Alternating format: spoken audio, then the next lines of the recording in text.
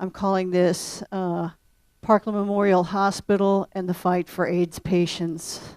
The first time I ever went inside Parkland Memorial Hospital was in 1987, after I became the full-time AIDS reporter for the Dallas Morning News. At that point, I did not know much about public hospitals. I did not know much about AIDS, but I did know an overcrowded situation when I saw one. There were people standing everywhere. In the business office to register as patients, in waiting areas for medical care, and in the hallways outside the waiting areas. And you couldn't help but notice that many of these people were quite sick. I was at Parkland to check out the AIDS clinic on the upper floor of the hospital, where I found some of the sickest people. The hospital did not seem run down or unclean. In fact, it was built in 1954 and updated about 5 years before my first visit. Although Parkland's AIDS clinic was said to have about 500 patients, most of them had only tested positive for HIV and were not yet sick. I only found a couple patients waiting in the clinic that day, which is probably why the hospital let me inside. It seemed like a nice tableau: one doctor, several nurses caring for several very sick patients. Of course, the patients said they were grateful to get whatever care they could get at Parkland, because it was the only public hospital in Dallas. Gratitude is the most common reaction you get when you ask Parkland patients about the hospital. They are a complacent group who typically lack health insurance and don't have the money to pay for private care elsewhere. I kept asking myself why they would willingly sit or stand so long to see a doctor, and of course the answer was obvious: they had nowhere else to go. When AIDS patients started showing up at Parkland in about 1981, they simply blended into that huge crowd. But there were no advocates for them, such as family members or support groups, to get them better and timelier care. Parkland created its AIDS clinic only in 1986, and that's when the questionable care became somewhat obvious. And in 1987, questions began echoing throughout segments of the gay community. Maybe Parkland could do a better job staffing the clinic so that routine treatments might be made available to dying patients. That was not a question you're supposed to ask in Dallas. So not surprisingly, Parkland put up a good argument. Dr. Ron Anderson, the president and CEO, asked his critics to be logical. It was an overcrowded hospital, and Parkland patients had to wait in line. The hospital was willing to negotiate, even promise to make improvements, he said, so that everybody could calm down and feel better.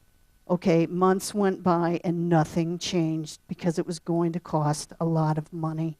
After all, this new group of AIDS patients was sicker than most. They needed expensive drugs, especially a drug called AZT, which cost about $10,000 a year per patient at that point. It was the one and only AIDS drug available in the 1980s.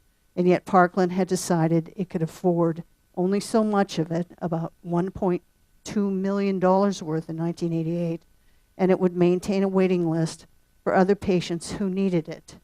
So imagine you're dying, your name is on a waiting list for a government-approved drug that private paying patients can get automatically at any other Dallas hospital and private doctor's office.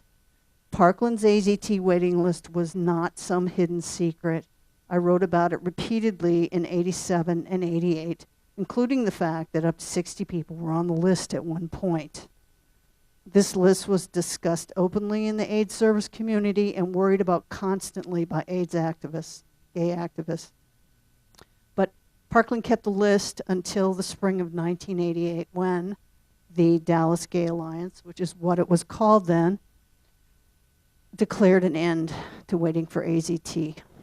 On May 7, 1988, I had written a story that said 7 Parkland patients had died while waiting on the list for AZT.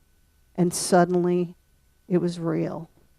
And it was a part of a larger story in which the hospital tried to explain why the list had to continue. There were just not enough doctors to administer the drug and then watch the patients for adverse reactions, Dr. Anderson said. UT Southwestern Medical School, which provides doctors for Parkland, just couldn't get anyone to answer their want ads. In fact, Parkland was the only public hospital in the state that kept such a waiting list. although the Dallas hospital had other AZT-related problems too. The state told me that it was willing to pay for the drug for indigent patients, but Parkland was slow in sending in applications for the money. One application the previous month was for a patient who had died months earlier. Quote, they just didn't seem to be organized to do their jobs, complained the administrator of the AZT funding program. In his defense, Dr. Anderson said the waiting list for the drug was whittled down to 20 people, and the hospital and UT Southwestern were trying even harder to hire more doctors. But by then, it had been 4 months of false promises and missed deadlines by Parkland. So finally, enough was enough. Less than 2 weeks after my story, the Gay Alliance filed a lawsuit in county court asking a judge to order Parkland to end the waiting list and start offering AZT and other commonly accepted treatments needed by AIDS patients. The lawsuit was filed on behalf of 5 patients who were known to be on the waiting list and the 7 patients who had died waiting. The judge, John M. Marshall, signed the temporary restraining order against Parkland and in a strongly worded statement ordered a trial within 30 days to determine if a special master should be appointed to oversee Parkland's AIDS-related treatments. Okay, I would be a full-time AIDS reporter for almost 3 years at the Dallas Morning News, and I would shed a lot of tears for people dying during that time. This might have been the only time I shed tears of happiness while I covered this heartbreaking epidemic. Every person in that courtroom was crying that day, except maybe the Parkland lawyers, and they should have been crying. The judge was simply inspirational.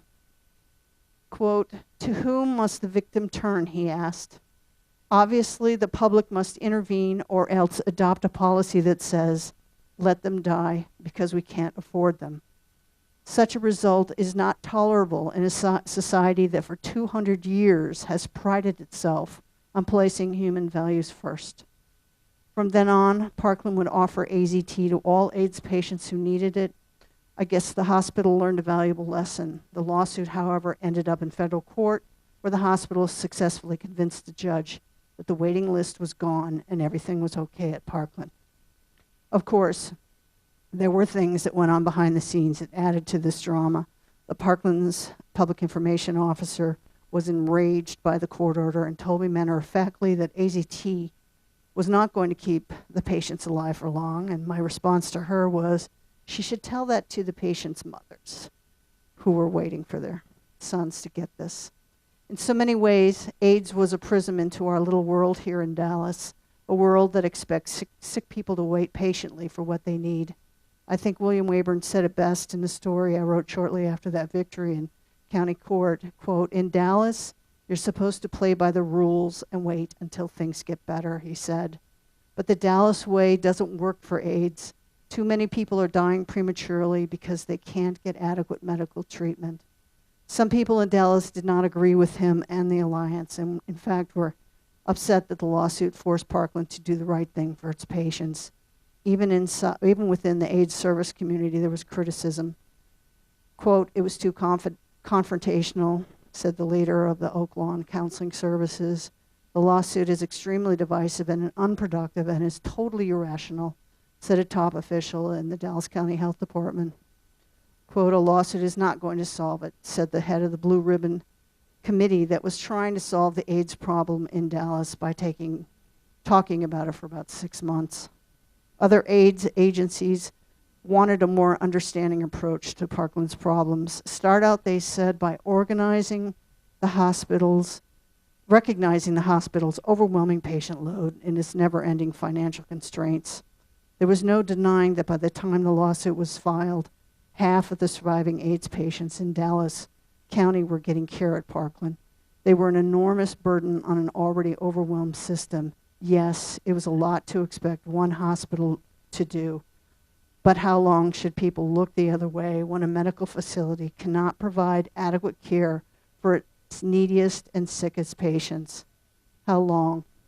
I've asked myself that question repeatedly as Parkland goes through its latest crisis related to patient care, which started in 2011 with stories in the morning news about patients who were being harmed. As many of you know, Parkland is now operating under a federal oversight as it attempts to improve patient safety in order to hang on to its state and federal funding. It's also undergoing a top-to-bottom overhaul, the likes of which have probably never been seen in American healthcare. I no longer cover AIDS full-time for the news, so I cannot vouch for the exact quality of the treatment of AIDS patients at Parkland. But I do know that these patients are much better at advocating for themselves, because I hear a few complaints from them now and then. But it's nothing on the scale of what was happening in 1988. Thank God.